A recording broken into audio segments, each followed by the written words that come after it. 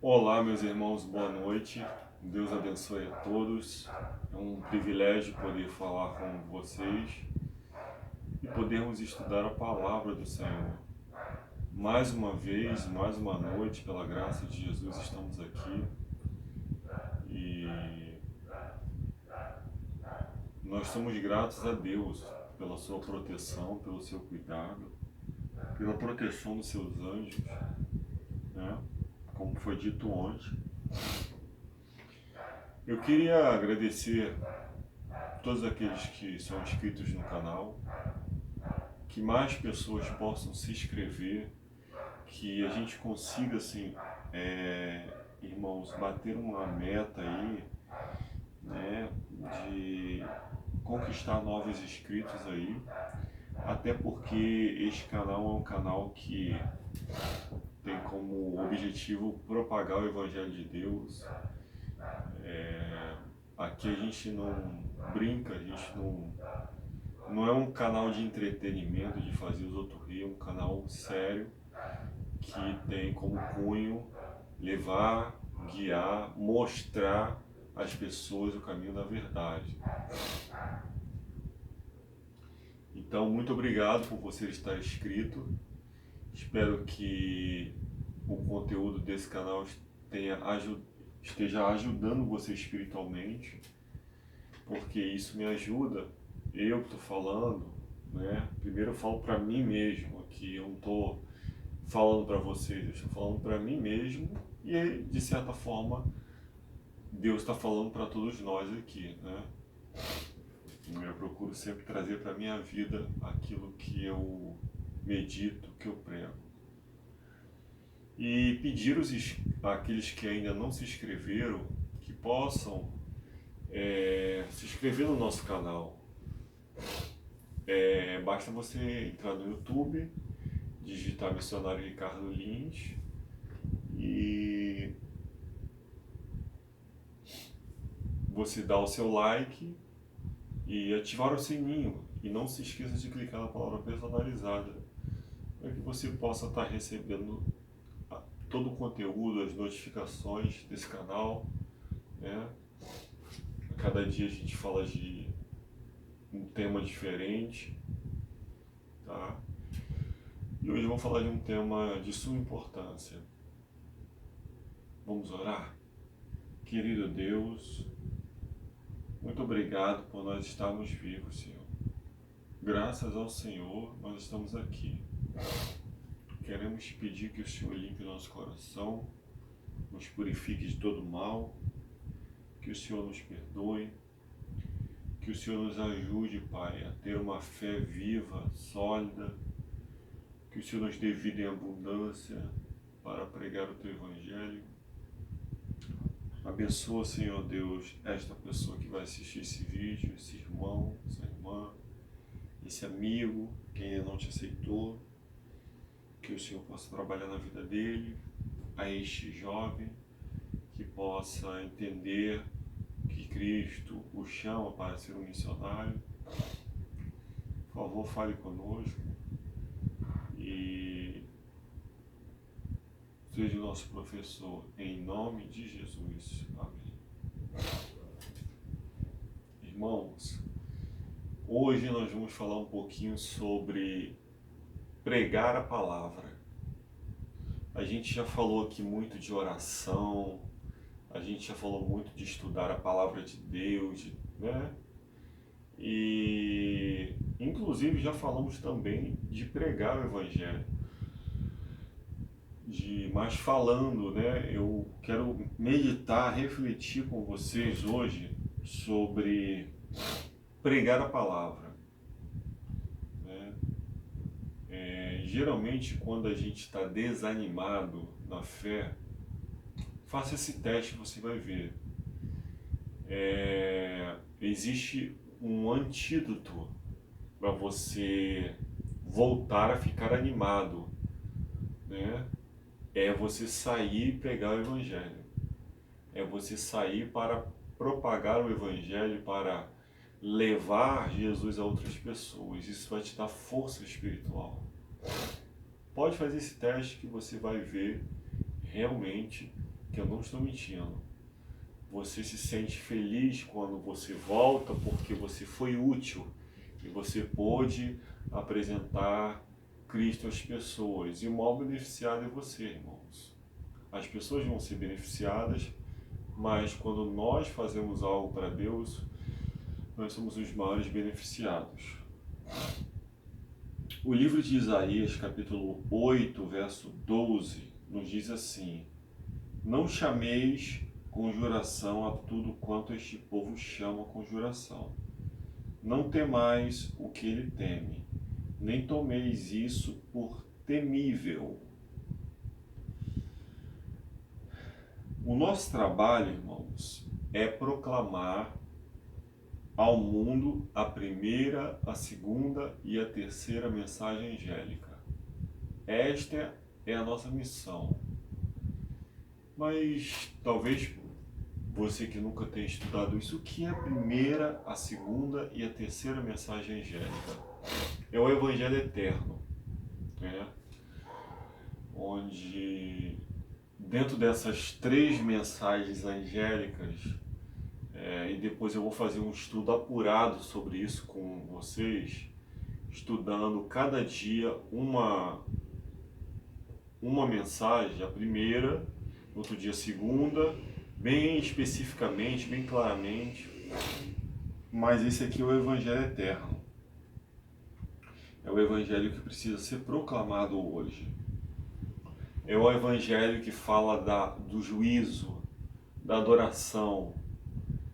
É o Evangelho que fala que nós precisamos sair de Babilônia. Eu já disse aqui que o termo Babilônia significa confusão, né? E Babilônia, ela se aplica muito às igrejas que seguem a metodologia da mãe das prostituições de Apocalipse 17, né? E se ela é chamada de mãe, ela tem filhas. São igrejas que não têm um respaldo bíblico. Eles até seguem algumas coisas da Bíblia, mas tem muita coisa que não tem apoio bíblico, não tem respaldo bíblico, né? Mas você pode encontrar as características da igreja verdadeira dentro da Bíblia. Faça esse teste, ore a Deus, pergunte a Deus, peça para te mostrar as características da igreja verdadeira. Ok? No desempenho de nossos deveres, não devemos desprezar nem temer nossos inimigos. Prender-nos por meio de contratos aos que não pertencem à nossa fé não está de acordo com a vontade de Deus. Devemos tratar com bondade e cortesia os que recusam ser leais a Deus, mas nunca devemos unir-nos com eles em conselho no tocante aos interesses vitais de sua obra, pois este não é o caminho do Senhor. Então, Deus nos diz que nós devemos ser bondosos, né, e corteses com aqueles que recusam ser leais a Deus. Ainda assim, devemos ser corteses e bondosos, mas nunca devemos nos unir a eles em conselho, né? Nunca devemos ter sociedade com eles, nunca devemos colocar os interesses vitais da obra de Deus juntamente com eles, pois este não é o caminho do Senhor. Então, Deus fala que a luz ela não se mistura com as trevas.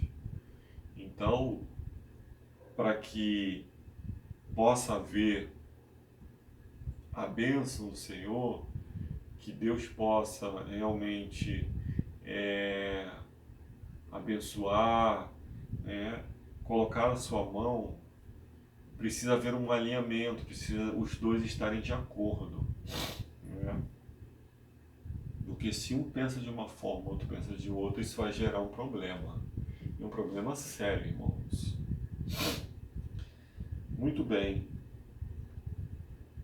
Pondo nossa confiança em Deus, devemos avançar com firmeza, realizando sua obra com altruísmo, em humildade de dependência dele, entregando-nos e a tudo que diz respeito ao nosso presente e futuro, a sua sábia providência, conservando firme até o fim o princípio de nossa confiança, lembrando-nos de que não é devido à nossa dignidade que recebemos as bênçãos do céu, mas em virtude dos méritos de Cristo, e nossa aceitação mediante a fé nele, da abundante graça de Deus. Então, nada que a gente venha fazer de bom vem de nós mesmos. Inclusive, tudo aquilo que nós fazemos de bom aos olhos dos anjos é tido como traição. Isso está no livro Fé e Obras, tá? Espírito de Profecia. Então, tudo que nós fazemos ou tudo que nós recebemos é pelos méritos de Cristo, é através da justiça dele, é através dos merecimentos dele, que ele conquistou na cruz do Calvário. Então, se você está com saúde, se você tem um trabalho, se você tem uma boa família, se você consegue viver, sair desse mundo, voltar em paz, é pelos méritos de Cristo. Sem os méritos de Cristo, não existe essas bênçãos. Tá bom? Que isso fique muito claro.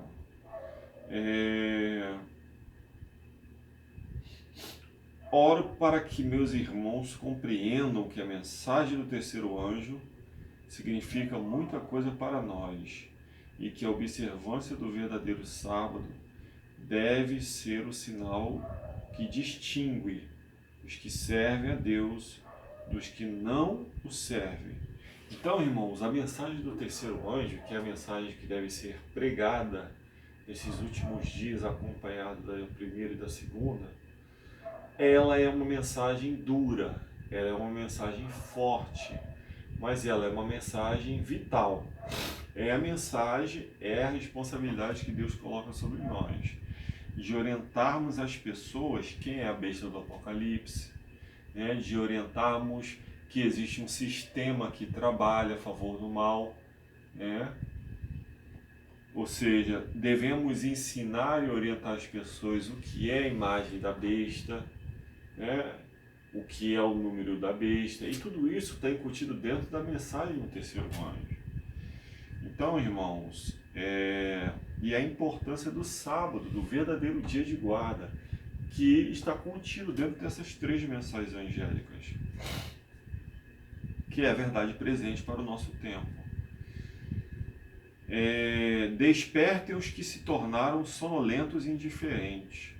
Somos chamados para ser santos e devemos cuidadosamente evitar dar a impressão de que é de pouca monta se retemos ou não os aspectos peculiares de nossa fé. Sobre nós repousa a solene obrigação de tomar uma posição mais decidida para com a verdade e justiça do que tomamos no passado. Por quê? Porque a nossa salvação está mais próxima do que no passado. Então devemos despertar, devemos sair dessa sonolência maldita, maligna que o diabo coloca sobre nós e dessa indiferença com as coisas de Deus e nos tornarmos pessoas ousadas, corajosas, ativas. Até porque nós somos chamados para sermos santos, separados deste mundo. Muito bem. Sobre nós repousa a solene obrigação de tomar uma posição mais decidida para com a verdade e justiça do que tomamos no passado. Então, irmãos, hoje nós devemos tomar uma posição mais ousada, do que no passado, ou seja, com relação à justiça de Cristo. Ou seja, nós necessitamos da justiça do Mestre. A justiça de Cristo precisa ser imputada em nós. A justiça imputada e a justiça comunicada. A justiça imputada é a justificação pela fé. A justiça comunicada é a santificação, que também é pela fé. É Deus comunicando o seu poder para que você possa obedecer à lei dele. Ele comunica a você o poder dele. Ou seja, o poder dele em você, você consegue, pela graça dele, obedecer à lei. Mas você precisa do poder dele, eu preciso do poder dele e da graça dele. Sem isso, esquece, não existe obediência à lei de Deus. Somente pela graça e pelo poder de Deus. Além de sermos chamados de santos, que devemos viver uma vida separada, devemos cuidadosamente evitar dar a impressão de que é de pouca importância se retemos ou não os aspectos peculiares da nossa fé.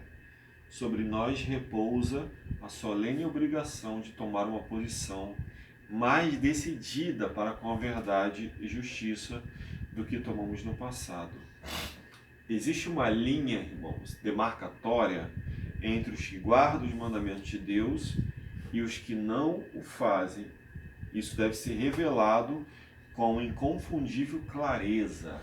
Ou seja, nós temos que ter uma conduta diferente daqueles que não observam os mandamentos de Deus. Isso tem que ser claro. Devemos honrar a Deus conscienciosamente, usando com diligência todo meio de manter-nos em relação de concerto com Ele, para que recebamos suas bênçãos. As bênçãos tão essenciais, as bênçãos que tanto nós desejamos para a nossa vida, são essenciais para as pessoas que hão de ser tão severamente provadas. Dar a impressão de que nossa fé, nossa religião não é um poder dominante em nossa vida é desonrar grandemente a Deus.